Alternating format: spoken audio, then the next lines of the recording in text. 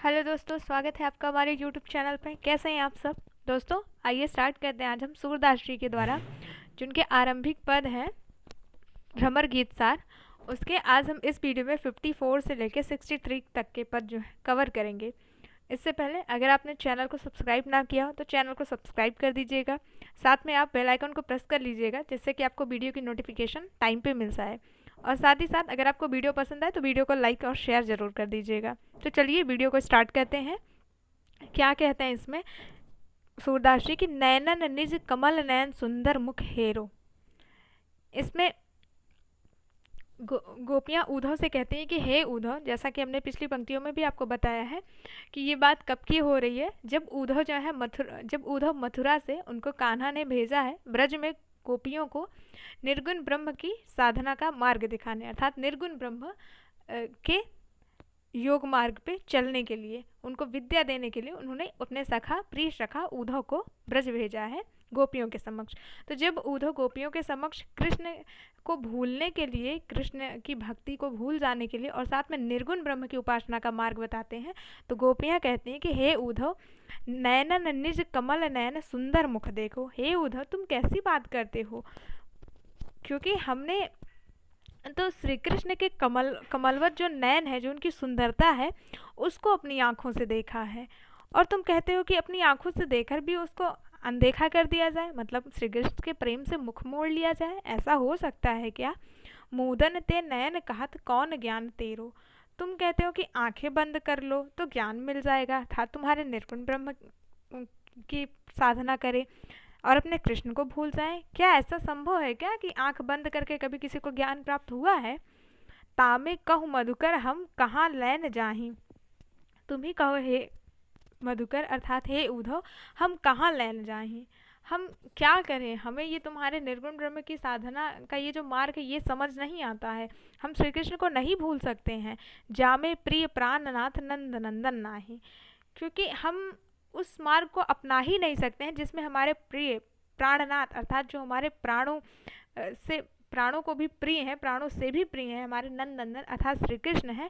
जिस चीज़ में वो ना बसे हों वो चीज़ हमारे लिए असंभव है करना, उस मार्ग को अपनाना असंभव है। तो हम किस प्रकार से तुम्हारे निर्गुण ब्रह्म की उपासना कर सकते हैं?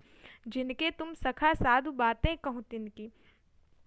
तुम तो स्वयं श्री कृष्ण के सखा हो, तो तुम उनकी बातें क्यों नहीं करते हो? क्यों हमें श्री कृष्ण की प्रेम भरे पत्र को क्यों नहीं बताते हो? क्यों तुम ये कहते हो कि श्री कृष्ण ने तुम्हें यहाँ पे योग साधना देने के लिए हमें भेजा है, योग विद्या देने के लिए? तुम तो उनके सखा हो, तो तुम्हें तो बस उनकी बातें करनी चाहिए। जीवे सुनि श्याम कथा दासी हम जिनकी। हम तो सिर्फ जो श्री कृष्ण है उनकी कथा सुनकर ही हम जी रहे हैं, क्योंकि हम तो उनके दासी हैं ना, अर्थात हम तो उनकी प्रेमिका हैं। तो हमें बस अपने प्रेमी की जो प्रेम कथा है बस उसे ही सुनना में आनंद मिलता है, हम उसे ही सुनकर जीते हैं। निर्गुण अविनाशी गुण आनी आनी भाग है। ये जो तुम निर्गुण ब्रह्म की बातें कर रहे हो, ये जो अजीबोगरीब बातें कर रहे हो, ये अलग अलग तरह की बातें कर रहे हो निर्गुण ब्रह्म के बारे में, ये हमें नहीं समझ में आ रहा है। सूरदास जी के जी कहाँ कान राखो। इन बातों से तुम पता नहीं कहाँ हमारे श्री कृष्ण को, अपनी बातों ही बातों में तुम निर्गुण ब्रह्म की इतनी बातें करते हो कि उसमें तुम पता नहीं कहाँ हमारे श्री कृष्ण को छिपा ले जाते हो, और पता नहीं कहाँ उनको तुम रख लेते हो। तुम तो उनके सखा हो ना, तो तुमको तो उन्हीं की बातें करनी चाहिए, लेकिन तुम तो उनकी बातें करते ही नहीं हो। तो ये कैसा अन्याय है उद्धव, तुम ही बताओ। नेक्स्ट चलते हैं। जन चालो अली बात पर आई। अब इसमें गोपियाँ उद्धव से कहती हैं कि हे उद्धव, जन चालो, एक सेकेंड, हाँ, जन चालो अली बात पर आई। इसमें गोपियाँ कहती हैं कि हे उद्धव, ये जो तुम हमको, अली मतलब यहाँ उद्धव मतलब भौरा, भौरा यहाँ पे किसको संबोधित किया गया है? गोपियाँ उद्धव को संबोधित करती हैं कि हे उद्धव, ये जो तुम अन्य अन्य बातें बता रहे हो हमको, ये जो निर्गुण ब्रह्म की बातें बता रहे हो, ना को कहाँ सुने या ब्रज में नई कीरत सब जात हिराई। इसको ना तो कोई ब्रज में कहना जानता है और ना ही कोई सुनना चाहता है। नई कीरत सब जात हिराई, ये जो अगर बार बार तुम अपने निर्गुण ब्रह्म की बातें करते रहोगे, उन्हीं के ज्ञान मार्ग को हम सबको बताते रहोगे और श्री कृष्ण से अलग होने को कहोगे, तो तुम्हारी बातों को ना तो कोई कहना ना तो कोई चाहेगा कि तुम किसी अन्य की बातें कहो यहाँ पे श्री कृष्ण के अतिरिक्त, और ना ही तुम्हारी बातों को ब्रज में कोई सुनेगा। और साथ ही साथ जो ये तुमने ब्रज में नई कीर्ति प्राप्त की है ना, अर्थात जो श्री कृष्ण के सखा के रूप में तुम्हारी ये जो छवि हम सबके हृदय में बसी हुई है, जो सम्मान तुमको मिला है उस रूप में, वो सब कहीं ना कहीं खत्म हो रही हैं, अर्थात हेरा जा रही हैं, खत्म हो जा रही हैं। बूझे समाचार मुख उद्धव कल की सब आरती बिसराई। हे उद्धव, ये जो श्री कृष्ण, ये जो तुमने कल जो है आरती अर्घ्य ये सब प्राप्त किया था, ये जो श्री कृष्ण के सखा के रूप में जो छवि है तुम्हारी हम सब में, वो तुम ही अपने मन में ये अंदेशा लगा सकते हो कि तुम्हें यहाँ पे श्री कृष्ण ने अपना समाचार, प्रेम समाचार कहने के लिए भेजा है ना, तो तुम उसको कहो ना, बाकी सब भूल जाओ। नहीं तो जो तुम्हारी कीर्ति है, जो तुम्हारी छवि है हम सबके हृदय में, वो समाप्त होती जाएगी। भले संग बसी भई भलीमती, भले मेल पहचान कराई। भले संग बसी भई भलीमती। हमको तो लगता है कि श्री कृष्ण जब से यहाँ से मथुरा गए हैं, तब से उनका सानिध्य जो है कई भले भले लोगों से हो गया। यहाँ पे गोपियाँ व्यंग कर रही हैं उद्धव से, श्री कृष्ण पे कह रही हैं कि लगता है जो श्री कृष्ण है हमारे, उनकी बहुत अच्छे अच्छे लोगों से पहचान हो गई है, बहुत अच्छे अच्छे लोगों की संगति उनको प्राप्त हो गई है। सुंदर कथा कटुक सी लागत उपजत उर उपदेश खराई। तभी तो जो है उन्होंने तुमको यहाँ पे खुद को हम सबके हृदय से निकालने को कहा है, और साथ ही निर्गुण ब्रह्म की स्थापना करने को कहा है। सुंदर कथा कटुक सी लागती। तुम्हारी ये जो कथा है निर्गुण ब्रह्म की, ये बहुत सुंदर है, हम मानते हैं, इसमें कोई आपत्ति नहीं है हम लोगों को, लेकिन तुम्हारी ये सुंदर कथा होते हुए भी हमको बहुत कड़वी सी लग रही है। उपजत उर उपदेश खराई। और ये जो तुम उपदेश दे रहे हो, ये हमारे हृदय में बहुत दर्द उत्पन्न कर रही है, अर्थात बहुत पीड़ा दे रही है हमें। उल्टो न्याव सूर्य के प्रभु को बहे जात मांगत उतराई। सूरदास जी कहते हैं कि गोपियाँ उद्धव को उदाहरण के माध्यम से कहती हैं कि तुम्हारी बातें तो उसी प्रकार से हैं जो श्री कृष्ण ने तुमको यहाँ पे ज्ञान मार्ग बताने के लिए भेजा है, ये तो उसी तरह से तुम्हारा उपदेश है। जैसे कि एक नाव है जो कि नदी में पलट गई है, और नाव के जो यात्री हैं वो नदी में बह रहे हों, और लेकिन जो नाव का माझी है वो उनको बचाने के बजाय उनसे उतराई मांग रहा हो। ये तो तुम्हारी योग साधना जो है, निर्गुण ब्रह्म की उपासना का जो ये मार्ग है, ये बिल्कुल उसी प्रकार से हमको लगता है। इसके बाद नेक्स्ट चलते हैं। याकी सीख सुने ब्रज को रे, जाकी राहनी कहानी अनमिल, अली कहत समझती अति घोरे। इसमें गोपियाँ उद्धव से कहती हैं कि याकी सीख सुने ब्रज को रे। हे उद्धव, तुम्हारी ये जो सीख है ना, ये कोई ब्रज में सुनना ही नहीं चाहता है, कोई इस सीख को लेना ही नहीं चाहता है। जाकी रहानी कहानी अनमिल, अली कहत समझी अति थोरे। क्योंकि ये जो तुम कह रहे हो, ये तुम्हारी करनी और कथनी में बहुत अंतर हम लोग को दिखाई दे रहा है, इसलिए हमें तुम्हारी बातें समझ नहीं आ रही हैं। आपुनि पद मकरंद सुधारस, हृदय राहत नित बोरे। अपने हृदय को तो तुम, हे मोरे, अपने हृदय को तो तुम श्री कृष्ण के प्रेम रस में हमेशा डुबाए हुए हो, अर्थात उनके चरणों में सदा अपना शीश नवाते हो, उनके प्रति अत्यंत अनुराग रखते हो, प्रेम भाव रखते हो। हमसो कहत बिरस समझो है गगन कूप खनिक होरे। और हमसे कहते हो कि हम श्री कृष्ण के प्रेम का त्याग कर दें, हम श्री कृष्ण को भूल जाएं और तुम्हारे निर्गुण ब्रह्म को अपना लें। ये तो उसी प्रकार से है ना उद्धव, जैसे गगन कूप खनिक हो रहे, जैसे कि आकाश में कुआं खोद दो और उससे से पानी निकालने का प्रयत्न करो, क्या कभी संभव है? धान को गांव पयार ते जानो, ज्ञान बिसरस भोरे। हे उद्धव, धान का जो गांव होता है, वहाँ पे जब भूसी को देखा जाता है तो उसी से अंदाजा लगा लिया जाता है कि यहाँ पे धान उत्पन्न होता होगा। ज्ञान बिसरस भोरे, तो उसी प्रकार से ये जो तुम्हारा ज्ञान है, ये जो तुम्हारा ज्ञान मार्ग है, ये हमारे लिए विष के समान है। समझ में आया? सूर सो बहुत कहे रहा है, रस गूलर को फल फोरे। सूरदास जी कहते हैं कि गोपियाँ उद्धव से कहते हैं कि हे उद्धव, अब बस करो, अब बस करो, अब कहने के लिए अब बस करो अपने निर्गुण ब्रह्म के ज्ञान का उपदेश हम सबको देने के लिए, क्योंकि ये बिल्कुल गूलर के फल के समान है। जिस प्रकार से गूलर का फल ऊपर से देखने में तो अत्यंत ही स्वादिष्ट और लुभावान लगता है, अत्यंत सुंदर लगता है, लेकिन जब उसको फोड़ते हैं तो अंदर कीड़ा रहता है उसके, तो वो मन को एकदम विच्छिन्न कर देता है। उसी प्रकार से सूरदास जी कहते हैं कि गोपियाँ उद्धव से कहते हैं कि ये जो तुम अलग थलग की बातें कर रहे हो, श्री कृष्ण से विमुख होने को हमको कह रहे हो, ये बिल्कुल गूलर के फल के समान है। कि जिस प्रकार से गूलर का फल फोड़ते हैं तो उसमें कीड़ा ही निकलता है, उसी प्रकार से तुम्हारा ये जो निर्गुण ब्रह्म है वो बिल्कुल गूलर के फल के समान है, जो ऊपर से दिखने में तो अच्छा है लेकिन अंदर से बिल्कुल हमारे लिए व्यर्थ है। नेक्स्ट चलते हैं। निरखत अंक श्याम सुंदर के बारंबार लावती छाती। अब इसमें सूरदास जी कहते हैं कि गोपियाँ जो हैं उधर जो श्री कृष्ण का पत्र लेके आए हैं उसको गोपियाँ जो श्री कृष्ण ने अपने हाथों से सुंदर जो लेख लिखा है उसको लेकर के उधर से निहारती हैं उस पत्र को और बारंबार लावती छाती और बार बार अपने हृदय से लगा लेती हैं। लोचन जल कागद मस मिल कहें गई श्याम की पाती। सूरदास जी कहते हैं कि गोपियां जब श्री कृष्ण के पत्र को बार बार अपने हृदय से लगा लेती हैं तो उनकी आंखों से मतलब उनको उस समय श्री कृष्ण की बहुत याद आने लगती है। उनको श्री कृष्ण के साथ बिताए हुए हर क्षण स्मरण होने लगते हैं, याद आने लगते हैं।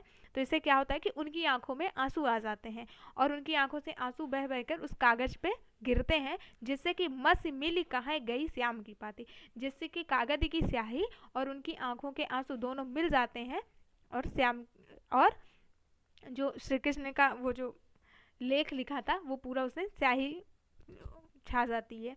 गोकुल बसत संग गिरधर के कबहू बयार लगी नहीं आती।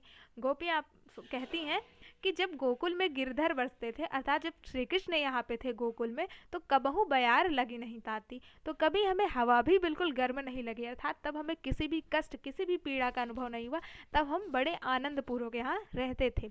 तब की कथा कहाँ कहियो ऊधो जब हम वेणुनाद सुनी जाती। हे ऊधो हम तब की कथा तुमसे क्या कहें, क्या बताएं तुमको तब की बातें कि जब हम श्री कृष्ण की सुरीली मधु बंशी की धुन को सुनते थे तो हम अपना सब कुछ भूल जाते थे और एकदम एकदम भाव विभोर हो जाते थे।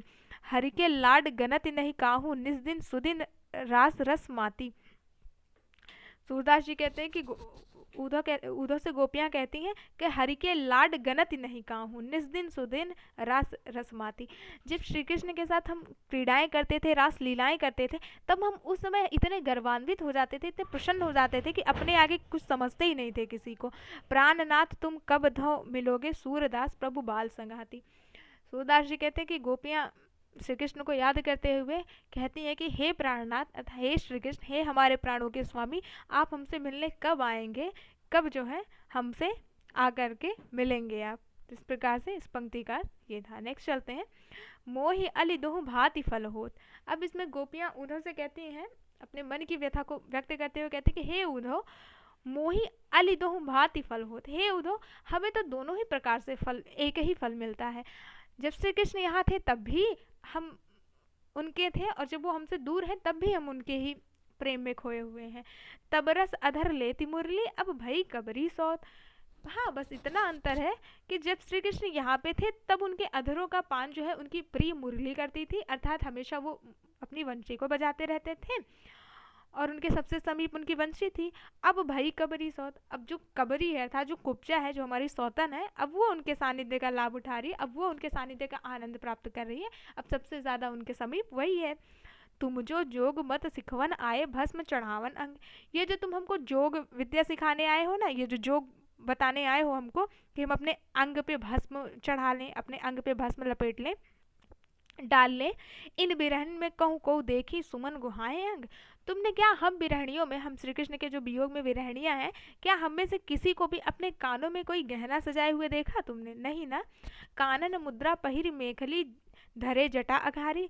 और तुम हमसे कहते हो कि हम अपने कानों में जो है कर्ण वेद धारण कर लें अर्थात कोई गहना धारण कर लें और धरे जटा अघारी और अपने जूड़ा बना ले अपने बालों का। यहाँ तरल तरीवन कहाँ देखे अरु तन मुख की सारी। हे उद्धव हम सब तो उसी दिन से सभी आभूषण का परित्याग कर दिए। यहाँ तरल तरीवन कहा तेरे अरु तन मुख की सारी। यहाँ पे तुमने हम में से किसी के भी तन पे साड़ी देखी, सुंदर साड़ी? नहीं, क्योंकि परम वियोगी यहाँ, क्योंकि हमने तो जो है जब श्री कृष्ण यहाँ से गए तभी हमने सारी साज सज्जा का परित्याग कर दिया था और हम एक योगिनी बन के तो पहले ही श्री कृष्ण के वियोग में योगिनी बन चुके हैं। परम वियोगिनी रटत रैन दिन धरि मनमोहन ध्यान।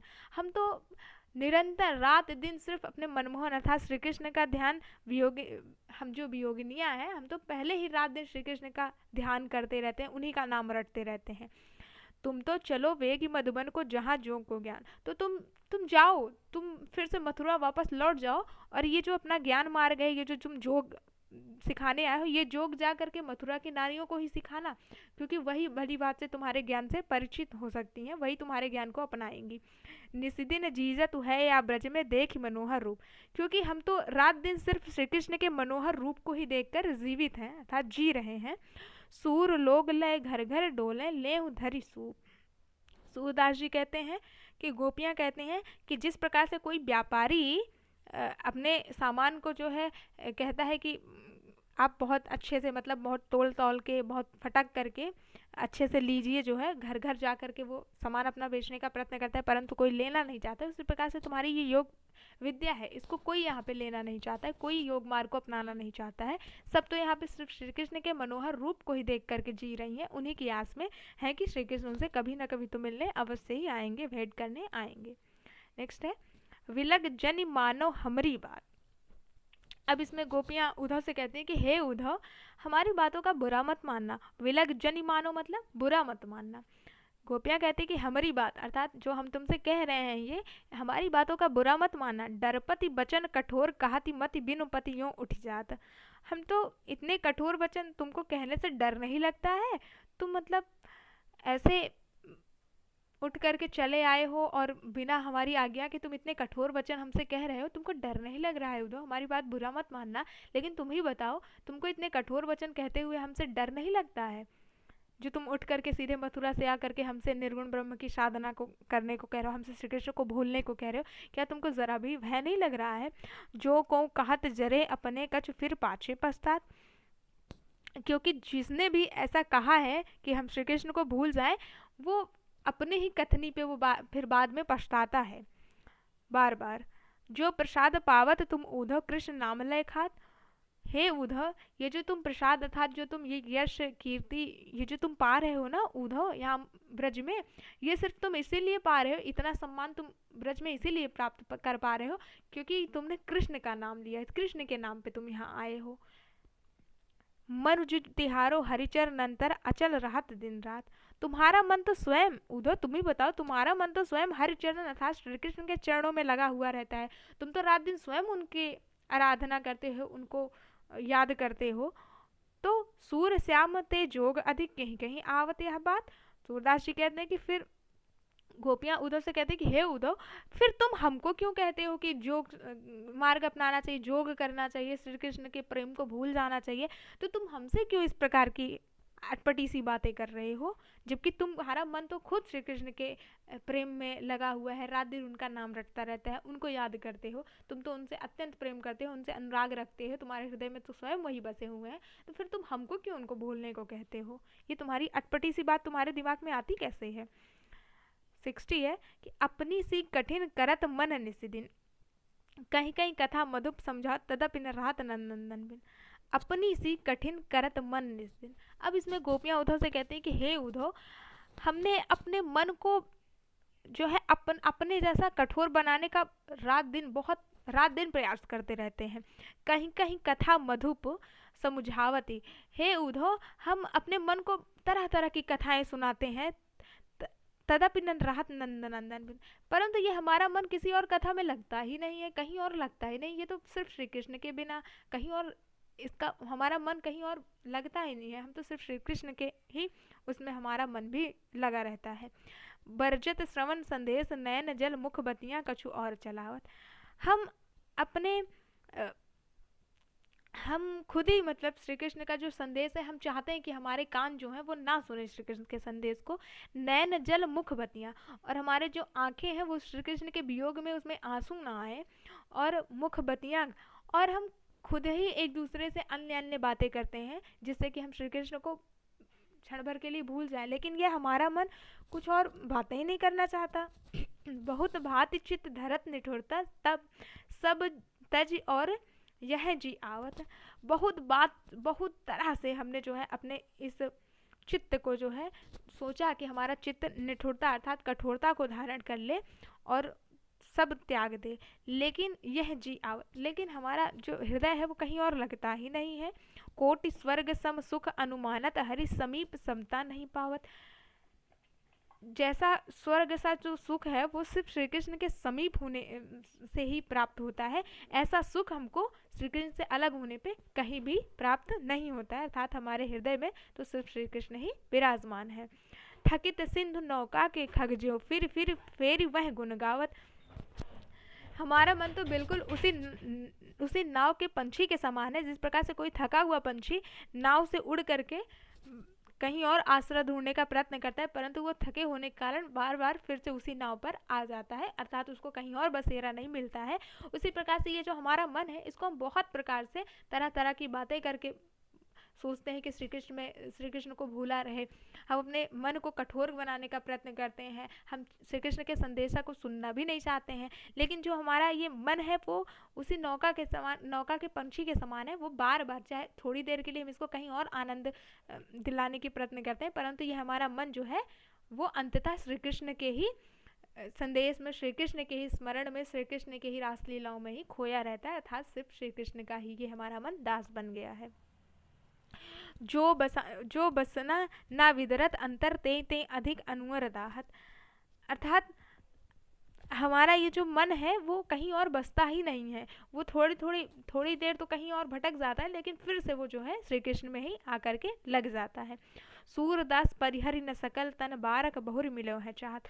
सूरदास जी कहते हैं, गोपियां उद्धव से कहती हैं कि हमारे संपूर्ण तन मन में बस अब यही एक ही इच्छा हमारी शेष है कि बस एक बार श्री कृष्ण आकर के हमसे मिल जाएं, अर्थात एक बार श्री कृष्ण के दर्शन हो जाएं।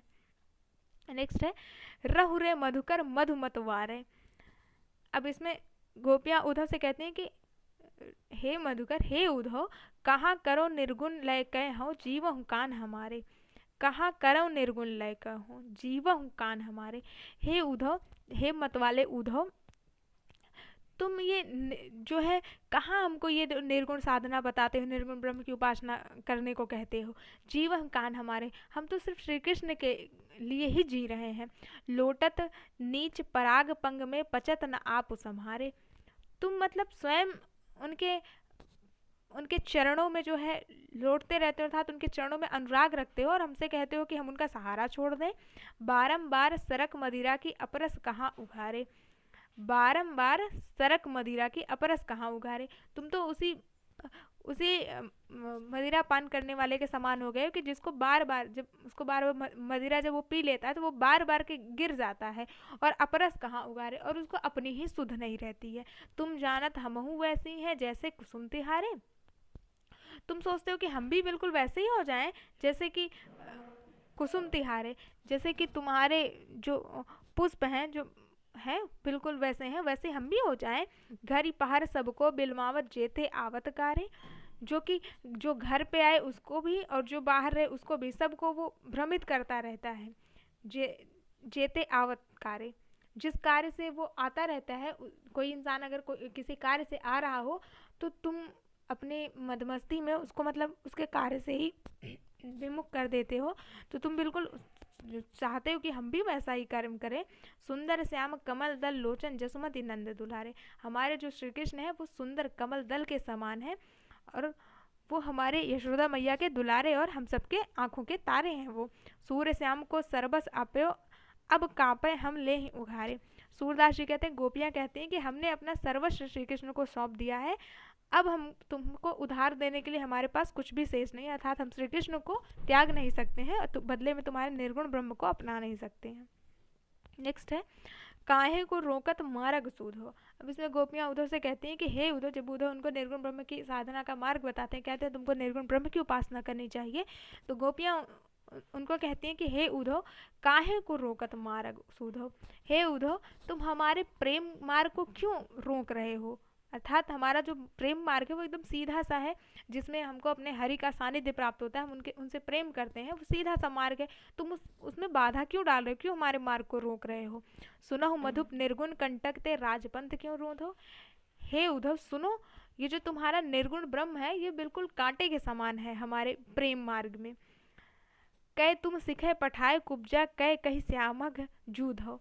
हे उद्धव, हमको तो लगता है कि तुमको कुब्जा ने सिखा पढ़ा के भेजा है यहाँ पर, अर्थात हमारी ईर्ष्यावश तुमको कुब्जा ने यहाँ भेजा है कि तुम जाओ उद्धव और जा करके गोपियों को कहना कि वो श्री कृष्ण को भूल जाएं। ये तुमको कुब्जा नहीं सिखा पढ़ा के भेजा है ना, कहीं कहीं श्यामक जूथ हो, या फिर तुमको श्री कृष्ण ने समझा बुझा के भेजा होगा जिससे कि वो कुब्जा का प्रेम प्राप्त कर सके, कुब्जा को प्रसन्न रख सके। वेद पुराण स्मृति साल ढूंढो, जुबती न जोग कहूँ दो। हे उद्धव, तुम वेद पुराणों सब में ढूंढ लो, किसी में भी ये नहीं बताया गया होगा कि वियोगिनियों को योग साधना का मार्ग बताना चाहिए। ताको कहाँ परेखो कीजे जानत छाछ न दूधो। हे उद्धव, तुमको तो इतना भी नहीं पता है कि छाछ और दूध में अंतर क्या है, अर्थात दूध रूपी जो हमारे श्री कृष्ण है निर्मल और अत्यंत मीठे हैं, और तुम्हारा ये जो निर्गुण ब्रह्म है वो छाछ के समान व्यर्थ और निरर्थक है। सूर मूर अक्रूर गए लय ब्याज निबेरत उद्धव। हे उद्धव, मूलधन के रूप में तो श्री कृष्ण को अक्रूर जी पहले ही अपने साथ लेके गए हैं। लय ब्याज निबेरत उद्धव, अब क्या तुम हमसे ब्याज वसूलने आए हो उद्धव, अर्थात श्री कृष्ण को तो पहले ही अक्रूर जी ले गए, अब जो श्री कृष्ण की स्मृतियां हैं, जो श्री कृष्ण का प्रेम हमारे हृदय में है, क्या तुम उसको ब्याज के रूप में हमसे लेने आए हो, अर्थात तुम हमको ये जो निर्गुण ब्रह्म की उपासना का मार्ग बताने आए हो और श्री कृष्ण को भूलने को कह रहे हो, क्या तुम इसको ब्याज के रूप में हमसे वसूलने आए हो।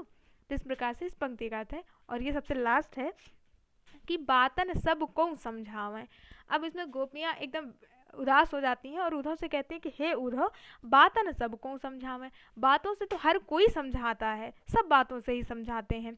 जही विधि मिलन मिले वह माधव, सो विधि को न बतावें। जिस विधि से, मतलब ऐसी कोई हमको विधि तरकीब नहीं बताता है कि जिससे कि हमारे श्री कृष्ण हमको मिल जाए, कोई ऐसा मार्ग नहीं बताता हमको, कोई ऐसा हमको नहीं समझाता है, कोई ऐसी विद्या नहीं बताता कि जिससे कि हम उस साधना को करें हमको श्री कृष्ण मिल जाए, कोई सब बातों से ही बस समझाते हैं। यद्यपि जतन अनेक रच पच और अनंत बिरमायो। यद्यपि कि अनेक रचना से, अनेक उपदेशों से तुमने हमको अनंत विरमायो, मतलब तुमने हमको जगह जगह भटका के रखा हुआ है। तुम हमको कभी निर्गुण ब्रह्म की साधना का मार्ग बताते हो, कभी कहते हो कि हम श्री कृष्ण को भूल जाएं, कभी कहते हो कि तुम्हारे निर्गुण ब्रह्म की उपासना करने से हमको मोक्ष की प्राप्ति होगी। तो ये तुम अनेक जतन से सिर्फ तुम अपने निर्गुण ब्रह्म को ही हमको यहाँ पे बताने आए हो और हमको बार बार भरमा रहे हो। तदपि हटि हमारे नैना और न देखे भावें। लेकिन तुम इतना जान लो कि ये जो हमारे नैन है, अर्थात जो हमारी आंखें बहुत हटी हैं, बहुत दृढ़ हैं, इनको श्री कृष्ण के अलावा कुछ और देखना ही नहीं भाता है। बासर निशा प्राण बल्लभ तज रसना और न गायो। रात दिन हमारे ये जो जीवा है ये सिर्फ श्री कृष्ण के प्रेम का गुणगान करना जानती है, सिर्फ श्री कृष्ण के गुणों को गाना जानती है, जो कि हमारे प्राण वल्लभ है, अर्थात जो हमारे श्री कृष्ण हैं, उनकी बस रात दिन हमारी ये जो जीवा है ये सिर्फ उनका नाम, उनके गुणों का बखान करने चाहती है और कुछ नहीं। सूरदास प्रभु प्रेम ही लगी कहीं करी कहिए जो कहीं आवे। सूरदास जी कहते हैं कि गोपियाँ उद्धव से कहती हैं कि प्रभु प्रेम ही लगी करी कहीं जो कहीं आवे। हे उद्धव प्रेम ही लगी करी, हमारा हृदय तो प्रेम में लगा हुआ है, अर्थात श्री कृष्ण में लगा हुआ है, कहीं जो कहीं आवे। तुम बस इतना बताओ कि वो हमसे मिलने कब आएंगे, उनसे हमारा सानिध्य कब होगा, उनसे हमारा संयोग कब होगा, बस तुम हमको यही बताओ और हमको कोई और मार्ग मत दिखाओ, कोई और विद्या मत सिखाओ, और ये तुम अपने निर्गुण ब्रह्म का जो ज्ञान है वो हमको मत सुनाओ। हमको बस इतना बताओ कि हमारे श्री कृष्ण से हमारा मिलन कब होगा, क्योंकि हमारा हृदय, हमारा तन मन तो सिर्फ श्री कृष्ण के प्रेम में लगा हुआ है। तो इस प्रकार से ये था आज का लास्ट। इसके बाद हम नेक्स्ट वीडियो में चलेंगे। तब तक के लिए जय हिंद दोस्तों।